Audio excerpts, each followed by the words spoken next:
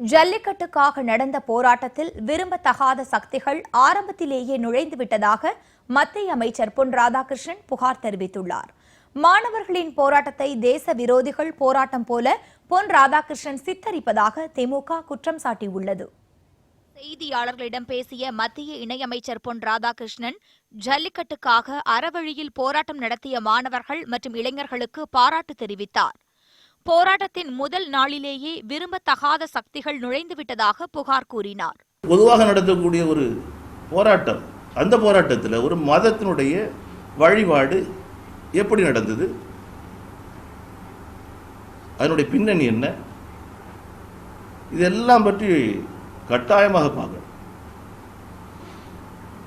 நான் மத வழிபாடு கூடாதுன்னு நான் சொல்ல மாட்டேன். ஆனால் போராட்ட களத்தில் அதனுடைய பின்னணி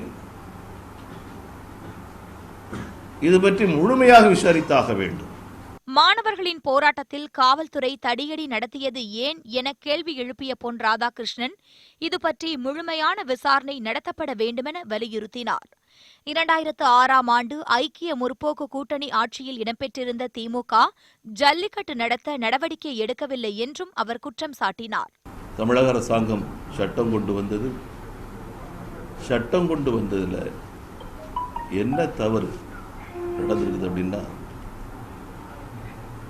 ஜனாதிபதியினுடைய ஒப்புதலை பெற தவறிவிட்டார்.